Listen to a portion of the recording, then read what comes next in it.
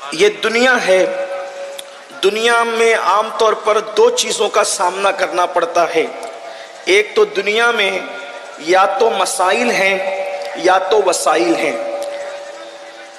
مسائل کے حل کے لیے وسائل ہیں، اور جب وسائل نہ ہو تو پھر مسائل پیدا ہوتے ہیں۔ انسان مسائل کے اندر گھرا رہتا ہے۔ ہر دور میں جب دنیا کو تباہ کرنا ہوتا ہے، برباد کرنا ہوتا ہے، اور دنیا کے انسانوں کی عزت کے ساتھ، ان کی آبرو کے ساتھ، ان کی جانوں کے ساتھ، ان کے خون سے جب ہولی کھیلنے کا وقت آتا ہے، تو پھر دنیا کے دوسرے لوگ جو لوگوں کو تباہ و برباد کرنا چاہتے ہیں، پھر وہ یہ کرتے ہیں کہ لوگوں کو مسائل کا شکار کرتے ہیں۔ جیسے اللہ کے رسول صلی اللہ علیہ وآلہ وسلم کی آمد سے پہلے ایک طبقے کا خواب تھا۔ دنیا کی دو طاقتیں تھی دنیا کے اندر، سپر پاور کہلانے والی، جو پوری دنیا کو غلام بنانا چاہتی تھی۔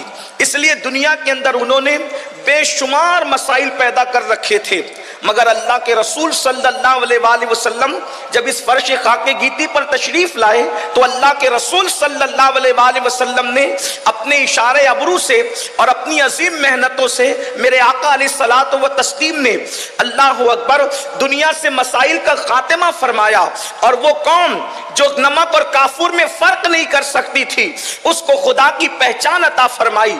جو گمراہی کے دلدل میں پھنسے ہوئے تھے، ان کو آسمان ہدایت کا تارا بنا دیا۔ جو اخلاقی گراوٹوں کا شکار تھے، ان کو اخلاق سے ایسے مزین کیا کہ دنیا ان کو دیکھ کر کے اسلام کا کلمہ پڑھتے ہوئے نظر آئی۔ میرے پیارے آقا صلی اللہ علیہ وآلہ وسلم کے پیارے دیوانوں، کوئی طویل تمہید یا گفتگو کا ارادہ نہیں، لیکن بس یہی حال اب ایسا ہے، دنیا تیسری عالمی جنگ کی طرف بڑھ رہی ہے، اور بلکہ بعض مفکرین تو یہ کہہ رہے ہیں کہ تیسری عالمی جنگ شروع ہو چکی ہے، اور اب لوگوں کو بہت سارے مسائل کے اندر گرفتار کیا جا رہا ہے، اس لیے کہ دنیا جانتی ہے، انسانیت کے دشمن جانتے ہیں، جن کو اپنے تخت تاج، اپنی دولت، اپنی ہوس، اپنی شہرت، اپنا عیش سب سے زیادہ عزیز ہے۔ یہ اسلام کے نہیں صرف بلکہ پوری انسانیت کے دشمن ہیں، اور انسانیت کے دشمن جانتے ہیں جب تک لوگوں کو مسائل میں گرفتار نہیں کرو گے، اس وقت تک ان کی عزت سے، ان کے خون سے، ان کی جان سے ہولی نہیں کھیلی جا سکتی۔ اللہ اکبر، اتنے مسائل ہیں کہ اگر مسائل کا تذکرہ کیا جائے تو اس کے حل پر کوئی گفتگو نہیں ہو سکتی، لیکن آج مجھے جو حکم ہے عصر جدید کے یا دور جدید کے جو ہے، تین اہم مسائل پر گفتگو کرنا ہے، اور ساتھ ہی اس کا حل بھی آپ کی خدمت میں پیش کرنا ہے۔ میرے پیارے آقا صلی اللہ علیہ وسلم کے پیارے دیوانوں، جب بھی دنیا کو تباہ کرنے کا پلان بنتا ہے، مسائل میں گرفتار کرتے ہیں۔ آپ دیکھیں، ہلاکو اور چنگیز خان کا دور سوشل میڈیا کا دور تو نہیں تھا، الیکٹرانک اور پرنٹ میڈیا کا اس طرح کا دور بھی نہیں تھا، لیکن جب انہوں نے لوگوں کے خون سے ہولی کھیلنا چاہی تو پہلے ماحول ایسا تیار کیا گیا کہ لوگ مسائل کا شکار ہوئے، اس کے بعد لوگوں کو تباہ کر دیا گیا، اور اب بھی حالات جو ہے، اللہ اکبر، اب تو بہت تیز رفتاری کے ساتھ گندگی پھیل رہی ہے۔ کیا مسائل ہیں؟ بہت سے مسائل ہیں، لیکن تین پر گفتگو کرنا ہے۔ نمبر ایک، سب سے بڑا مسئلہ، اللہ اکبر، اس وقت کسی ایک ملک کا نہیں، کسی ایک ریاست کا نہیں، کسی ایک خطے کا نہیں، کسی ایک قبیلے کا نہیں، بلکہ اللہ اکبر پوری دنیا کا یہ مسئلہ یہ ہے۔ آج پوری دنیا کو غربت کے دلدل میں ڈھکیلنے کی کوشش کی جا رہی ہے، اس لیے کہ دنیا جانتی ہے جب تک لوگوں کو غریب نہیں کریں گے، ان کی آبرو نہیں خرید سکتے، ان کا ایمان نہیں خرید سکتے، ان کا عقیدہ نہیں خرید سکتے۔ میرے پیارے آقا صلی اللہ علیہ وآلہ وسلم کے پیارے دیوانوں، اس لیے بڑی تیزی کے ساتھ الگ الگ نام پر، کبھی بیماریوں کے نام پر، کبھی وباؤں کے نام پر، کبھی جنگوں کے نام پر، کبھی کسی نام پر لوگوں کو غربت کی چکی میں پیسنے کی کوشش کی جا رہی ہے۔ یاد رکھیے، اسلام غربت کو بری نظر سے نہیں دیکھتا، بلکہ اسلام اس غربت کو اچھی نظر سے دیکھتا ہے جس غربت کے اندر شکر ہو، جس غربت کے اندر پاک دامنی ہو، جس غربت غربت کے اندر استقامت ہو، جس غربت کے اندر اللہ اکبر اپنے ایمان اور عقیدے کی حفاظت ہو، اگر غربت ایسی ہے تو اسلام جو ہے اللہ اکبر ایسی غربت کی یہ شان بیان کرتا ہے۔ اللہ کے رسول صلی اللہ علیہ وآلہ وسلم نے فرمایا دنیا کے مالداروں سے 500 سال پہلے اللہ غریبوں کو جنت عطا فرمائے گا۔ ایک حدیث پاک کا مفہوم ہے قیامت کے دن ان لوگوں کو بادشاہ کی حیثیت دی جائے گی، بلکہ جنت کا بادشاہ قرار دیا گیا ہے، جو غربت کے اندر شکر سے کام لیتے ہیں، پاک دامنی سے کام لیتے ہیں، نگاہوں کے اندر تقدس ہوتا ہے، رب تبارک و تعالیٰ کا شکوہ نہیں کرتے۔ مگر یاد رکھیں اب کوئی غربت کی اس فضیلت کو سن کر یہ نہ سوچے کہ پھر ہمیں تو غریب ہی رہنا ہے، جیسے کہ ہمارے یہاں کچھ تنظیمیں نماز کے نام پر شروع ہوئی 1857 کے بعد انگریز کی پیدا کی ہوئی نوزائیدہ جماعتوں نے الگ الگ انداز سے مسلمانوں کو گمراہ کرنا شروع کیا کہ جب رسول اللہ غریب تھے تو مسلمانوں کو مالداری سے کیا کام، جب سیدہ فاطمہ کے گھر چولہا نہیں جلتا تھا تو پھر یہ کیا اور وہ کیا۔ اللہ کی عزت کی قسم ہم سنیوں کے عقیدے میں رسول اللہ کوئی غریب نہیں ہے، واللہ ہمارا عقیدہ تو یہ ہے دنیا کا سب سے مالدار اگر کوئی انسان ہے تو وہ ہمارے نبی کی ذات ہے۔ اس کی وجہ یہ ہے کسی کے ملک میں، کسی کے قبضے میں ایک ریاست ہے، کسی کے قبضے میں ایک ملک ہے، کسی کے قبضے میں 2 ملک ہے، لیکن میرے نبی وہ نبی ہیں اللہ اکبر کہ خالق کل نے آپ کو مالک کل بنا دیا، دونوں جہاں ہیں آپ کے قبضہ و اختیار میں۔ اللہ کی نعمتیں جو تقسیم ہوتی ہے نعمتیں خدا کی ہے اور تقسیم کرنے والے ہاتھ مصطفیٰ جان رحمت کے ہیں۔ اسی لیے میرے آقا نے فرمایا واللہ یعطی انما انا قاسم، اللہ مجھے عطا کرتا ہے اور میں تقسیم کرتا ہوں۔ اسی کو میرے امام کہتے ہیں کون دیتا ہے دینے کو منہ چاہیے، دینے والا ہے سچا ہمارا نبی۔ میرے کریم سے گر قطرہ کسی نے مانگا دریا بہا دیے ہیں، دربے بہا دیے ہیں، پیٹ پہ پتھر باندھنا اختیاری تھا، میرے آقا نے پیٹ پہ پتھر بھی باندھے اور بکری کا گوشت بھی کھایا تاکہ وہ رسول نہ صرف غریبوں کے تھے نہ صرف مالداروں کے تھے۔ فاقہ اس لیے کیا کہ اگر فاقے کی نوبت آئے تو میری سنت سمجھ کر کے فاقہ کر لینا، اور جب اللہ عطا کرے تو میری سنت سمجھ کر گوشت بھی کھا لینا۔ میرے امام کہتے ہیں آسمان خان زمین خان زمانہ مہمان صاحب خانہ لقب کس کا ہے تیرا تیرا۔ تو یاد رکھیں لوگ کہتے ہیں کہ جب غربت اسلام کا مقدر ہے، غربت اسلام کا کوئی مقدر نہیں۔ سب سے زیادہ اگر مدینہ منورہ میں کسی کے پاس زمین تھی تو اللہ کے رسول علیہ السلام کی زمین تھی۔ آپ جا کر سیرت پڑھیں، حضور علیہ السلام نے پیون کا لباس بھی پہنا اور کبھی کبھی 27 اونٹ کی قیمت دے کر ایک جبہ بھی خریدا۔ اس کا مطلب یہ ہے کہ پیون کا اس لیے پہنا کہ اگر غربت آ جائے تو تیرے پیون پر رسول اللہ نے اپنی سنت کا پردہ ڈال دیا ہے۔ یہ مطلب نہیں کہ کوئی محفل میں پیون والا پہن کر کے آئے گا تو لوگ اس کی غربت کا مذاق اڑائیں گے، بلکہ اللہ کے رسول نے پیون والا پہن کر غریبوں کے لیے سنت بنا دی، اور اگر کوئی قیمتی پہن کے آئے گا تو کوئی اس کو مغرور نہ کہے۔ 27 اونٹ دے کر کے جبہ خرید کر قیمتی پہننا بھی اپنی امت کے لیے سنت بنا دیا۔ تو اب غربت مسلط کی جا رہی ہے، اور غربت اللہ کے رسول علیہ السلام فرماتے ہیں کبھی کبھی انسان کو کفر تک لے جاتی ہے۔ غربت کی وجہ سے لوگ کفر تک بک دیتے ہیں۔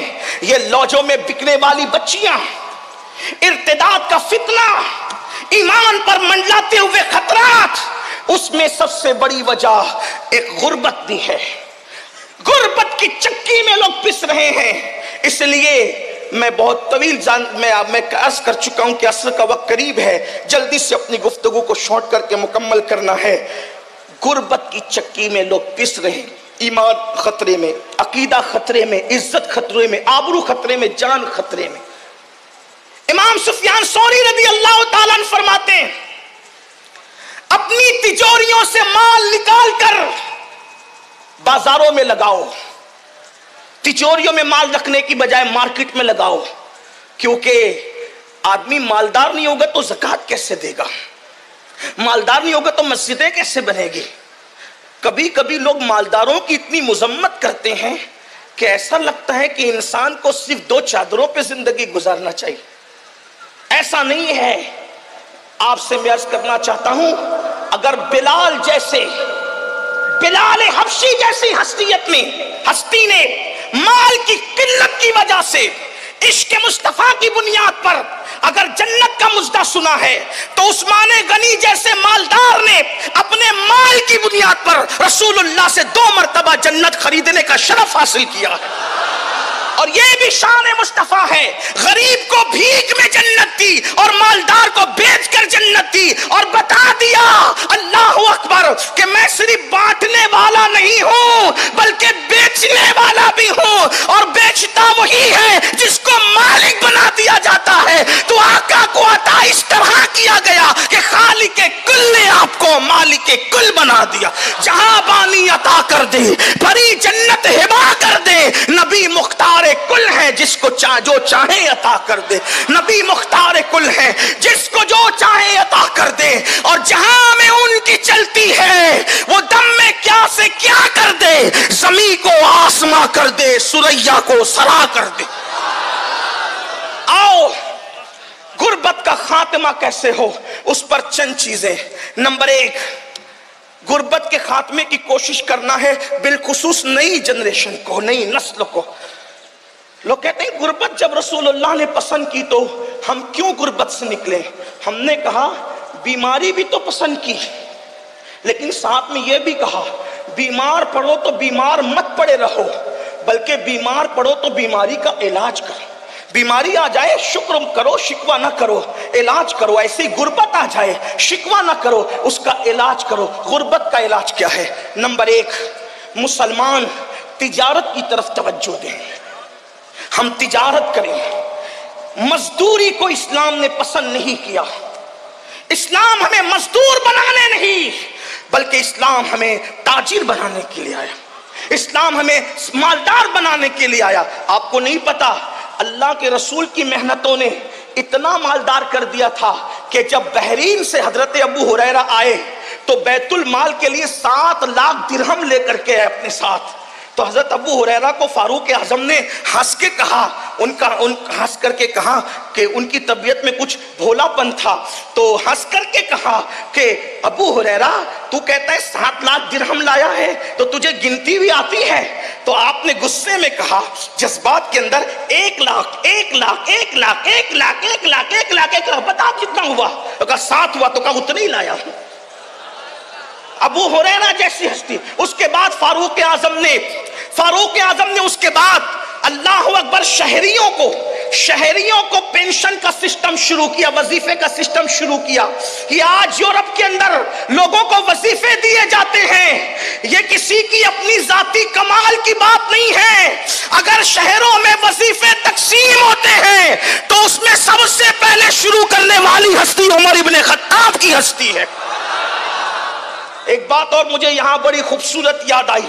जब वजीफे तकसीम होने लगे तो आपने जिम्मेदारी दी चंद असहाब को कि लिस्ट बनाओ ताकि मर्तबे के मुताबिक लोगों को वजीफा दिया जाए।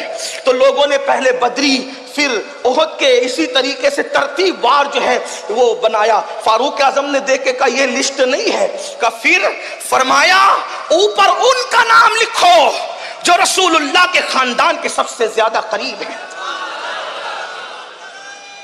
पहले अहले बैत के नाम लिखवाए और फरमाया जिसका रिश्ता नबी से जितना करीब है उसको उतना ज्यादा हिस्सा दिया जाएगा। और अज़वाजे मुताहरात को साबिक़ून अव्वलून मुजाहिदीन के बराबर वजीफा अता करके बताया कि सहाबा वो थे जिनके दिलों में अहले बैत से नफरत नहीं थी, बल्कि सहाबा तो थे वो जिन्होंने सबसे ज्यादा अहले बैत से मोहब्बत की है। और अहले बैत से जितनी मोहब्बत असहाबे मुस्तफा ने की है 14वीं सदी में कोई उसका तसव्वुर नहीं कर सकता। ये फारूक आजम रज़ी अल्लाह तआला का इश्क़ रसूल था। आपने पहले अपने आका की अहले बैत को सामने रखा। बहरहाल तो मैं अर्ज ये कर रहा था, पहले नंबर पर मुसलमान तिजारत को फरोग दे, तिजारत करें। اگر چنے ہی بیچنے پڑے یہ بھی تجارت ہے، چنے ہی بیچنے پڑے، بلکہ یہاں تک اللہ اکبر اگر کسی کو مارکیٹ میں ذلت کی جگہ کھڑے رہنا پڑے تو اللہ کے رسول علیہ السلام فرماتے ہیں کہ جو رزق حلال کے لیے ذلت کی جگہ کھڑا رہے گا اللہ تبارک و تعالی اس کو آخرت کی عزتوں سے نوازے گا۔ اس لیے پاکٹ مار نہ بنو، چیٹر نہ بنو، چور نہ بنو، سود خور نہ بنو، کسی کے مال کو ہڑپ کرنے والے نہ بنو، حلال تجارت کرو، حلال۔ اور سن لو، تاجر لوگ کہتے ہیں مولانا آپ لوگ تو دیندار ہے، ہم لوگ تو دنیا دار ہے۔ میرے بھائی تو کوئی دنیا دار نہیں ہے۔ اگر تو اپنے بال بچوں کو محتاجی سے بچانے کے لیے حلال تجارت کر رہا ہے تو کوئی دنیا دار نہیں ہے۔ مصلی پہ نفل کر پڑھنے والے کو اتنا اجر نہیں ملتا جتنا رزق حلال کمانے والے کو اللہ اجر عطا فرماتا ہے۔ امام غزالی لکھتے ہیں کہ جب کوئی بندہ تھک کر اپنے گھر پہ واپس آتا ہے حلال روزی کما کر تو اس کے پسینے کی وجہ سے اللہ اس کے تھکن کی بنیاد پر اس کے گناہوں کی مغفرت فرما دیتا ہے۔ واقعہ بیان کرنا مقصود نہیں، آپ نے سنا ہوگا ایک لکڑہارے کے ہاتھ لکڑیاں کاٹتے ہوئے سخت ہو گئے، اللہ کے رسول نے ان ہاتھوں کو چوم لیا۔ نماز کی اہمیت اپنی جگہ ہے لیکن بحیثیت نمازی حضور نے کسی کے ہاتھ نہیں چومے، بحیثیت صائم روزے دار حضور نے کسی کے ہاتھ نہیں چومے، بحیثیت مجاہد حضور نے کسی مجاہد کے ہاتھ نہیں چومے، لیکن رزق حلال کمانے میں جس کے ہاتھ سخت ہو گئے تھے حضور علیہ السلام نے ان کے ہاتھوں کو چوم کر محبت کا اظہار فرمایا اور بتا دیا گیا جو ہاتھ حلال کمانے میں سخت ہو جاتے ہیں اللہ اس پر جہنم کی آگ کو حرام فرما دیتا ہے۔ اس لیے تجارت کو فروغ دو، لیکن آج کے لڑکے تو واٹس ایپ پہ لگے ہوئے ہیں، فیس بک پہ لگے ہوئے ہیں، موبائل پہ لگے ہوئے ہیں، لڑکیوں میں لگے ہوئے ہیں، برائیوں میں لگے ہوئے ہیں۔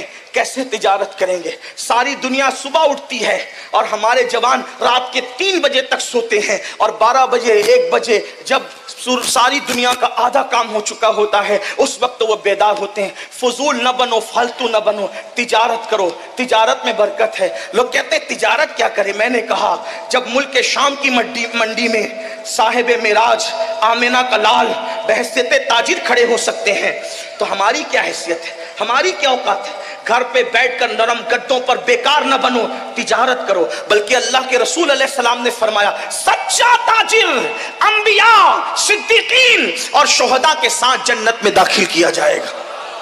سچے تاجر کو نبیوں کے ساتھ جنت میں داخلے کی بشارت، اس لیے سچے تاجر بنو۔ اور ایک بات آپ سے کہتا ہوں، مال کماؤ لیکن حرام اور حلال میں تمیز کرو۔ یہ نہیں کہ جنگلی رمی سے بھی مال آ رہا ہے تو لے لو، جوے سے بھی آ رہا ہے تو لے لو، نہیں، جوا حرام ہے اور جوا تباہ ہوگا، جوا برباد ہوگا، سود ہلاک ہوگا، سود برباد ہوگا۔ اس لیے حلال ذریعے سے شارٹ ٹائم میں کروڑ پتی بننے کے چکر میں، ایزی منی کے چکر میں، راتوں رات کروڑ پتی بننے کے چکر میں اسلام سے ہٹ کر کوئی دوسرا راستہ اختیار نہ کرنا، ورنہ تباہ ہو جاؤ گے۔ حرام آتا نظر آتا ہے لیکن اس میں برکت نہیں ہوتی۔ کیا آپ نے بار بار نہیں سنا اللہ اکبر، سور کے کتنے بچے پیدا ہوتے ہیں، کتے کے کتنے بچے پیدا ہوتے ہیں، لیکن وہ حرام ہے، اس میں کوئی برکت نہیں۔ ہر دروازے پر نہ سور نظر آتا ہے، نہ ہر دروازے پہ کتا نظر آتا ہے، لیکن اللہ اکبر بکریاں حلال ہے، ہر سال کروڑوں اربوں خربوں کی تعداد میں ذبح ہوتی ہے، اس کے باوجود بھی ہر دروازے پر کم و بیش نظر آتی ہے۔ وجہ حلال ہے تو اللہ نے اس میں برکت عطا فرمائی ہے، اس لیے حلال کو لازم پکڑو۔ اللہ اکبر، پہلے نمبر پر تجارت، جلدی سے گفتگو اینڈ کی طرف جاتی ہے۔ دوسرے نمبر پر زراعت، اس لیے کہ اگر تجارت نہیں کر سکتے تو چلو کسان بن جاؤ، زراعت کا پیشہ اختیار کرو۔ ہمارے ابا جان حضرت آدم علیہ السلام نے زراعت کا پیشہ اختیار فرمایا۔ اللہ اکبر، انبیاء الگ الگ پیشے سے وابستہ رہے۔ اللہ، حضرت آدم علیہ السلام زراعت کرتے تھے۔ اچھا، زراعت اور کسان بننے میں فائدہ کیا ہے؟ ایک تو وہ پیسہ بھی دیتا ہے اور دوسرا اجر بھی دیتا ہے، یعنی آپ نے جو پودا بویا ہے، آپ نے جو درخت لگایا ہے، جب تک وہ تر رہے گا وہ اللہ کا ذکر کرے گا، جب تک ذکر کرے گا آپ کے نام اعمال میں ثواب لکھا جاتا رہے گا. جو اس کے سائے میں بیٹھے گا آپ کو ثواب ملے گا. جو اس کے پھول کی خوشبو سونگے گا آپ کو ثواب ملے گا. جو اس کا پھل کھائے گا آپ کو ثواب ملے گا. حتیٰ کہ اگر اس سے چڑیا بھی دانا چگے گی اللہ آپ کو اس کا بھی اجر عطا فرمائے گا اور صدقے کا اجر عطا فرمائے گا. یہاں تک کہ درخت لگا کے مر جاؤ گے تو مرنے کے بعد بھی جب لوگ اس سے فائدہ اٹھائیں گے تو اللہ آپ کی قبر میں آپ کو آرام عطا فرمائے گا. پیسے بھی آ رہے ہیں اور اجر بھی مل رہا ہے. یہی مذہب اسلام کی خصوصیت ہے. نمبر 3 تجارت زراعت اور اس کے بعد پھر دستکاری کاراگیری کرو. آج کل لوگ گھر میں بیٹھ کے پیسے کمانا چاہتے ہیں. حضرت داؤد علیہ السلام اللہ کے پیغمبر ہیں, اللہ کے نبی ہیں, سلیمان علیہ السلام کے والد ہیں. آپ روزانہ بھیس بدل کے نکلتے تھے کہ میں اپنے بارے میں پوچھوں کہ میری کمی کیا ہے. حالانکہ جو بھی نبی ہوتا ہے اس میں کبھی کوئی کمی نہیں ہوتی, کیونکہ نبی کو اللہ کامل و اکمل بنا کر بھیجتا ہے. چاہے اس کا نسب ہو, چاہے اس کا حسن ہو, چاہے اس کا علم ہو, چاہے اس کا تقوی ہو, اس کا بولنا ہو, چلنا ہو, پھرنا ہو, معصوم ہوتا ہے نبی. لیکن جن کے رتبے ہیں سوا, ان کو سوا مشکل ہے. اللہ کے پیغمبر داؤد علیہ السلام جو ہے وہ پوچھتے تھے بھیس بدل کر کہ میں اپنے بارے میں پوچھوں کیا کمی ہے. جس سے ملتے تھے سب کہتے تھے کیا پیغام, کیا انسان ہے, کیا ہستی, سب تعریف کرتے تھے. لیکن آپ مطمئن نہیں ہوتے تھے, کچھ تو ہے, کچھ تو ہے. ایک دن اللہ نے جبریل علیہ السلام کو بھیجا, کہا آپ جاؤ اور بتاؤ, آئینہ دکھاؤ کیا کرنا ہے. حضرت جبریل آئے انسانی شکل میں, ان سے ملاقات ہوگی تو کہا داؤد کیسے؟ کہا آدمی بہت اچھا ہے لیکن اپنے ہاتھ کی کمائی نہیں کھاتا. آدمی بہت اچھا ہے مگر اپنے ہاتھ کی کمائی نہیں کھاتا. اگر اپنے ہاتھ کی کمائی کھائے تو پھر اور بات ہے. پلٹے روتے ہوئے اور اللہ سے دعا کی, مولا مجھے کوئی ہنر سکھا دے. تو اللہ نے آپ کے ہاتھ میں لوہے کو ایسے نرم کر دیا جیسے عورتوں کے ہاتھ میں آٹا نرم ہوتا ہے, اور اللہ نے ان کو زرہ بنانے کا ہنر سکھایا. بادشاہ ہو کر بھی زرہ بناتے تھے اور بیچ کر کے اپنا جو ہے وہ رزق حاصل کرتے تھے. نبی زرہ بنا سکتا ہے, نبی زراعت کر سکتا ہے, نبی تجارت کر سکتے ہیں. ہمارے اندر کون سے سرخاب کے پر لگے ہیں کہ ہمیں شرم آتی ہے تجارت کے لیے, زراعت کے لیے؟ نہیں, آؤ غربت دور کریں اور اس کے لیے کچھ اور طریقے. نمبر 1 کہ جو غریب لوگ ہیں ان کی غربت دور کرنے کے لیے اسلام نے زکوٰۃ کا نظام قائم کیا ہے. 2.5% زکوٰۃ اپنے مال سے ہر سال نکالو. آج مسلمان زکوٰۃ چور بھی ہوا ہے, نماز چور بھی ہے, زکوٰۃ چور بھی ہے. 1 پیسہ اگر زکوٰۃ کا بچا کے رکھو گے,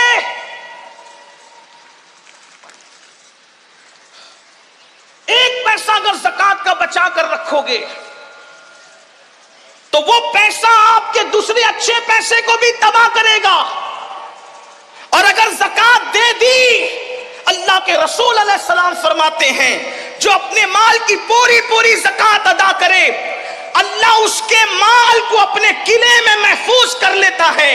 مجھے بتاؤ, جس کا مال اللہ کے قلعے میں محفوظ ہو جائے پھر اس کے مال کو کون کیا کر سکتا ہے؟ لوگ کہتے ہیں میرا مال بیوپاری لے کر کے بھاگ گیا, ڈوب گیا, یہ ہوا وہ ہوا. زکوٰۃ نہیں دیتے, غریبوں کا حق نہیں دیتے, اس لیے کوئی لے کر کے بھاگتا ہے. واللہ اگر 1 پائی کی زکوٰۃ نکال دو تو اللہ کے سچے نبی نے فرمایا کہ جس نے زکوٰۃ نکال دی اس کا مال اللہ کے قلعے میں محفوظ ہو گیا. ایک بات. دوسری بات, جب زکوٰۃ نکالو تو زکوٰۃ کو کوئی سسٹم سے تقسیم کرو. کچھ لوگوں کو تو ہم نے 200 روپے تقسیم کرتے دیکھا. ٹھیک ہے, اس پہ کوئی شرع کا حکم نہیں کہ تملیغ شرط ہے فقیر کے لیے, لیکن آپ سے پوچھتا ہوں کم سے کم ایسا ہو جائے. علماء کرام بیٹھے, میں صرف اپنی اصلاح کی خاطر مشورہ دے رہا ہوں, آپ کی مشورہ ہے میرا کہ اپنی زکوٰۃ کو 3 حصوں میں تقسیم کریں اگر ہو سکے تو. نمبر 1, 1 حصہ اپنے رشتہ داروں میں تقسیم کریں. نمبر 2, 1 حصہ عام مسلمانوں میں تقسیم کریں. اور نمبر 3, 1 حصہ مدارس دنیا میں تقسیم کریں. اس سے یہ ہوگا کہ آپ کے رشتہ داروں کی غربت بھی دور ہوگی، عام مومنوں کی غربت بھی دور ہوگی، اور جو مدارس اسلامیہ جو دراصل ہمارے مذہب کی جان ہے، اللہ کے رسول علیہ السلام نے فرمایا العلم حیات الاسلام و عماد الدین، کہ علم اسلام کی زندگی ہے اور دین کا ستون ہے۔ جب تک کہ یہ مذہبی ادارے قائم ہیں انشاءاللہ ہمارا دین زندہ رہے گا، اس لیے ان کو بھی مضبوط کرنا ضروری ہے۔ لیکن اس کے لیے تھوڑی گزارش اتنی ہے کہ جہاں دے رہے ہیں وہاں آنکھ کھول کر کے دیکھو کہ کام ہو رہا ہے کہ نہیں ہو رہا ہے۔ اگر واقعی صحیح کام ہو رہا ہے، زمین پر ہے ادارہ تو ٹھیک ہے، اگر آسمانوں پر یا تصورات یا تخیلات میں ہے تو پھر آپ اس کے ذمہ دار ہیں۔ کچھ لوگوں کا حال یہ ہوتا ہے کام نہیں دیکھتے بلکہ جہاں نام ہوتا ہے وہاں دیکھتے ہیں، پھر چاہے وہ صحیح جگہ ہو چاہے غلط جگہ۔ اس میں بھی مجھے ایک بات یاد آتی ہے، دراصل پھر آپ کا بلکہ ہم بولنے والوں کا بھی کیا قصور۔ ایک شخص حضرت محبوب الہی کے پاس ہے، نظام الدین اولیاء، کہ حضور میری زکوٰۃ ہے اور آپ میرے مرشد ہیں، آپ نیک اللہ والے، جس کو چاہے دے دیں۔ لیکن وہ بھی اللہ والے تھے، وہاں لے کر کے جھولی میں ڈالنا تو تھا نہیں، انہوں نے ہاتھ میں نہیں لیا۔ فرمایا بیٹا خانقاہ کے سامنے جا، پہلا جو بندہ نظر آئے گا اس کو دے دینا۔ تو دے دیا۔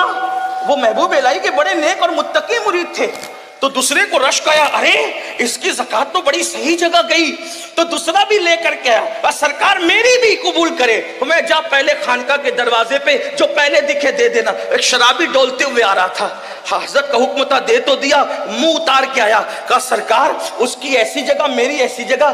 آپ نے مسکرا کے کہا بیٹا میرا قصور کیا ہے، جیسا مال تھا ویسے کے پاس پہنچ گیا۔ بس اپنی زکاتوں کا بھی یہی حال ہے، جیسے کماؤ گے ویسے جھولی میں جائیں گے، اگر حلال کماؤ گے تو اچھے ہاتھوں میں پہنچے گی۔ یہ تو زکات کا معاملہ ہو گیا۔ اگر زکات کی وعید بھی بہت ہے نہیں دینے پر، میں اس پر بھی گفتگو نہیں کرتا، کیونکہ ابھی دو نکات پر اور گفتگو آپ سے کر سکتا ہے، کرنے کی شہادت حاصل کرنا ہے۔ میں جلدی سے چل رہا ہوں، حالانکہ اتنی جلدی سے چلنا میری اپنی ہی چاہے وہ یعنی کہ میرا اتنا علمی معیار بلند نہیں ہے کہ میں اتنی جلدی سے اپنی بات رکھوں، بلکہ میرا معاملہ آج اس وقت ایسا ہے جیسے کسان کا حال ہوتا ہے کہ وہ سورج دیکھ کر کے ہاتھ تیز کرتا ہے، ویسے میں بھی گھڑی پر توجہ کر کے اپنی بات تھوڑی سی تیز کرنا چاہتا ہوں، تاکہ اللہ کرے میرے دل کی بات کسی کے دل تک پہنچ جائے اور میرے لیے نجات کا سامان ہو جائے۔ حالانکہ یہاں تو ایک سے خطبہ مقررین شمس ملت علامہ شمس الدین جیسے اور حضرت علامہ اللہ بخش صاحب جیسے اور حضرت علامہ معین اعظمی صاحب جیسے ہمارے بڑے بھائی جناب بلبل باغ مدینہ قاری رضوان صاحب، علامہ عبدالرب صاحب، اور بھی ہمارے مولانا انصار صاحب، بڑے بڑے یہ شموس و اقمار ہے علوم و معارف کے، یہ یہاں جلوگر ہیں۔ ان کی موجودگی میں میرا بولنا ایسا ہی سورج کو چراغ نہیں، سورج کے سامنے اگربتی جلانے کے برابر ہے، لیکن میں بات جلدی سے پوری کرنا چاہ رہا ہوں۔ تو غربت کے لیے ایک تو زکوٰۃ ہو گئی، دوسری چیز آج مسلمانوں کی فکر یہ بن گئی کہ زکوٰۃ ہی میں سب نپٹانا چاہتے ہیں 2.5% میں، اس کے لیے بھی زکوٰۃ لے لو، اس کے لیے بھی زکوٰۃ لے لو، اس کے لیے بھی للہ رقم بھی تو نکالو، صدقہ نفلی صدقہ بھی تو نکالو۔ حدیث پاک میں آتا ہے تمہارا نفلی صدقہ جب تم کسی کو دیتے ہو، نفلی زکوٰۃ تو مستحقی کو دی جائے گی ورنہ ادا نہیں ہوگی، لیکن نفلی صدقہ سب کو دیا جا سکتا ہے۔ جب ہم نفلی صدقہ دیتے تو اس کی فضیلت یہ ہے کہ جس کو نفلی صدقہ دیتے ہو اس کے ہاتھ میں بعد میں آتا ہے، پہلے وہ اللہ کے دست قدرت میں پہنچتا ہے۔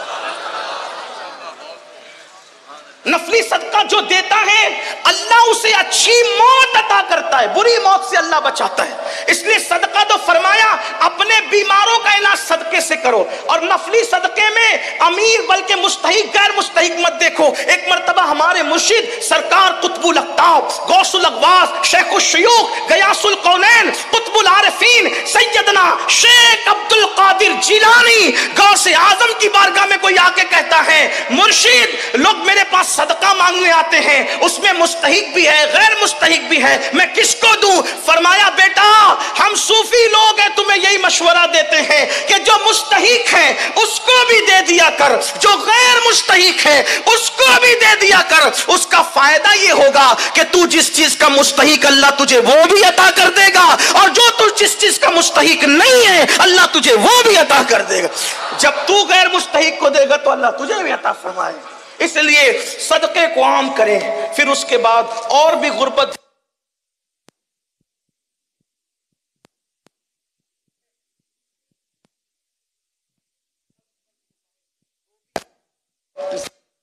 خربوں میں نکلے گی، خربوں میں، لیکن بس صحیح تقسیم کی ضرورت ہے. خدا کرے اللہ ہماری قوم کو شعور دے.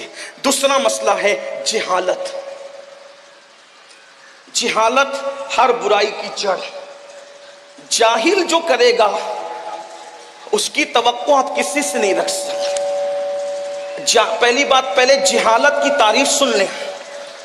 جہالت اس کو کہتے ہیں علم نہ ہونے کی بنیاد پر اطاعت الہی سے منہ موڑ کر ہر کام دنیا کے لیے کرنا، یہ جہالت ہے. اونلی جہالت، مکمل جہالت، فقط جہالت. توجہ پھر سنیں. اور بھی تعریف ہو سکتی ہے، اس لیے کہ لوگوں کے الگ الگ نظریات ہیں. میں جہاں سے پڑھ رہا ہوں وہاں سے کہہ رہا ہوں. علم نہ ہونے کی بنیاد پر خدا کی اطاعت سے منہ موڑ کر ہر کام دنیا کے لیے کرنا جہالت. اور ایک ہے جہالت جہل مرکب.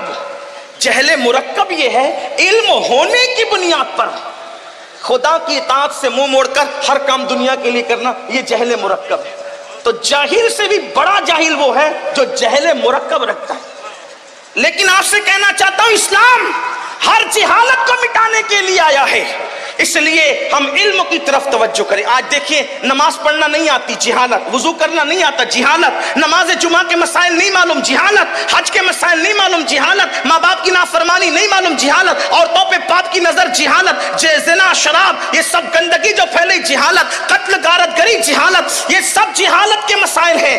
آئیے جہالت کو دور کریں اور جہالت کا خاتمہ کریں. مسلمانوں سے میری اتنی گزارش ہے، اپنی دولت کا، دولت مند لوگ اپنی دولت کا صحیح استعمال کریں اور جہالت کے خاتمے کے لیے ادارے بنائیں. اور ایسے صاف ستھرے ادارے، ہمارے امیر، ہمارے قائد حضور امیر سنی دعوت اسلامی نے ایک فکر یہ دی لوگوں کو، بلکہ وہ دیتے ہی رہتے ہیں کہ لوگ الہاد کے ماحول میں علم بانٹ رہے ہیں اور لوگوں کو الہاد اور بے دینی کی طرف لے جا رہے ہیں. اور سنی دعوت اسلامی عشق رسول کے ماحول میں لوگوں کو انگریزی تعلیم دیتی ہوئی نظر آ رہی ہے.